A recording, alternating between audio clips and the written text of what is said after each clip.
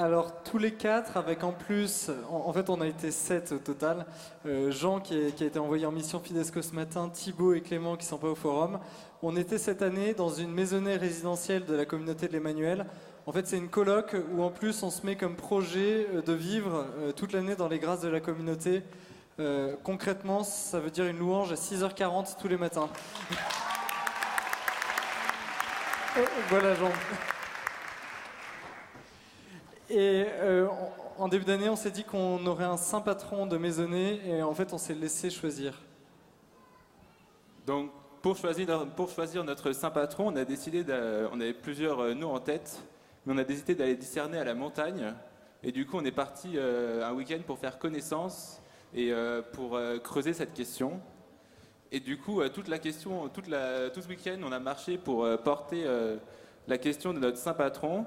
Et puis à la fin du week-end, on allait se poser dans un bar et on a refait tout notre week-end. Et petit à petit, c'est vraiment le nom de Pier Giorgio Frassati qui est revenu un peu pour chacun d'entre nous. On avait vraiment envie d'avoir quelqu'un qui nous fasse grandir, quoi. Pier Giorgio Frassati, il dit à nous, il ne nous est pas permis de vivoter, nous devons vivre. Et on voulait vraiment quelqu'un qui, tous les jours, nous pousse à nous dépasser. Et en voici quelques exemples concrets. Alors moi, il y a une phrase de Pier Giorgio qui me marque beaucoup, qui est un peu un slogan qui m'aide à me mettre en mouvement. C'est « Verso l'alto ». Verso l'alto, ça veut dire vers le haut. Et en fait, moi, ça me rappelle, dès que je me l'ai dit, ça me rappelle le but, ce pourquoi je suis créé. Vers le haut, je suis fait pour monter vers Dieu. Et ça me rappelle aussi les immenses désirs que j'ai dans mon cœur de sainteté et autres, de sainteté pour mes frères. Et voilà, ça m'aide à me mettre en chemin concrètement et pas l'oublier dans le quotidien. Alors en fait, pour aller vers le haut, pour aller vers Dieu, c'est exigeant. Et en fait, voilà, je voulais vous parler de la prière. Alors Pier Giorgio se levait très tôt pour avoir la messe tous les jours. Et en fait, nous, un petit peu plus simplement, on avait la louange tous les matins à 6h40. Voilà, donc tous les matins on se levait, on était quelquefois la gueule un peu de travers, mais on louait le Seigneur. Et moi, ce qui me marquait beaucoup chez Pier Giorgio, c'est que c'était un homme de prière, c'était un homme intérieur. Et donc du coup, toute la charité de Pier Giorgio dont on vous parle, elle découlait naturellement de sa vie de prière. C'était un homme profondément intérieur et ça, c'est un exemple fantastique. Et donc vous avez vu qu'on a eu le piolet de Pier Giorgio Frassati pendant ce forum. Donc Pier Giorgio, il allait aussi à la montagne, donc il allait à la montagne, mais pas tout seul, avec ses frères. Donc c'est vraiment la fraternité qui m'a touché, qui nous a touché pendant cette année. Donc on a eu une petite anecdote, le deuxième week-end à la montagne. Donc on a décidé d'aller marcher pendant une journée. Et après le déjeuner, on s'est échauffé pour aller jusqu'au sommet. Donc voilà, c'est en fait dans ce genre de sommet, donc c'est en janvier, donc il y a de la neige et généralement donc, on y va en raquettes, mais là on n'avait pas les raquettes. Donc on y allait sans les raquettes, voilà, on s'est motivé pour ce sommet. Et voilà, donc c'était vraiment un très très beau moment à vivre ensemble. On est arrivé là-haut, mais bon, il y avait un de nous qui avait froid, donc on l'a aidé, voilà, c'est cette fraternité qui a vraiment émergé. Enfin, c'est pas qu'elle n'avait pas émergé avant, mais vraiment spécialement là. Et ensuite, on est redescendu par un raccourci. Voilà, donc c'était plutôt un rallongé, on va dire. Et ouais, donc en fait, on s'est un peu perdu, on savait pas trop où on était, personne n'avait marché où on avait marché, le soleil commençait à baisser, on commençait un peu à se demander si on allait rejoindre un peu le gîte.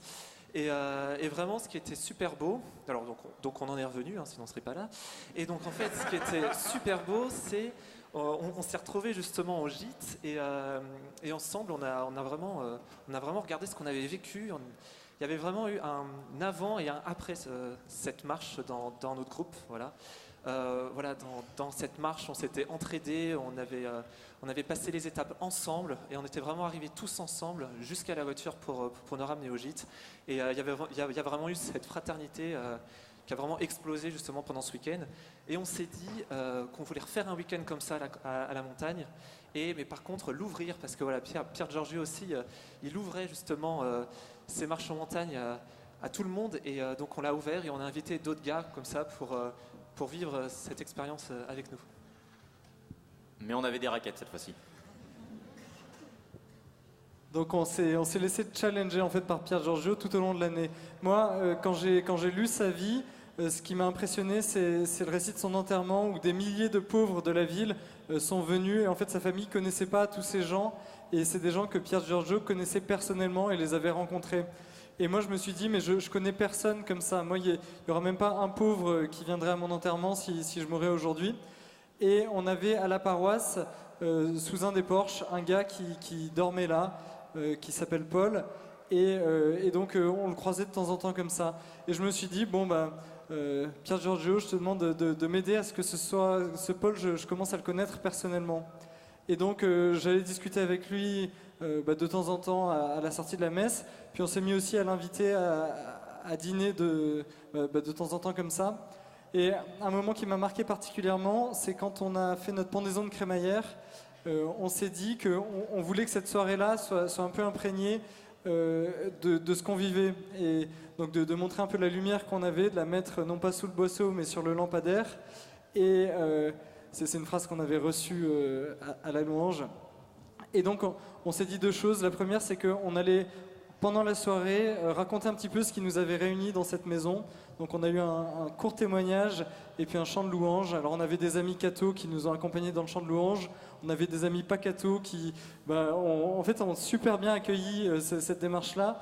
Et ça a complètement changé la suite de la soirée. Et puis à cette soirée, on s'était dit qu'on allait inviter des gens qui n'étaient pas forcément dans nos cercles d'amis proches, mais qui avaient besoin de faire la fête. Et dans ces gens-là, on a invité Paul en particulier. Et Paul, moi il y a une image qui me restera en tête longtemps, c'est qu'il nous a demandé du coup de mettre des musiques plutôt des années 70-80 parce que lui c'était son genre de musique. Et il se retrouvait se déchaînant sur le dance floor en plein milieu du salon et c'était magnifique à voir. J'avais pas prévu de monter, j'ai vu mes frères sur le podium et il se trouve que j'avais mon sweat, donc voilà. Je suis arrivé en milieu d'année en fait, moi dans la maisonnée, et il y a deux choses qui m'ont marqué et qui je pense en fait sont dues notamment au fait que ce soit Pier Giorgio qui était pris comme saint.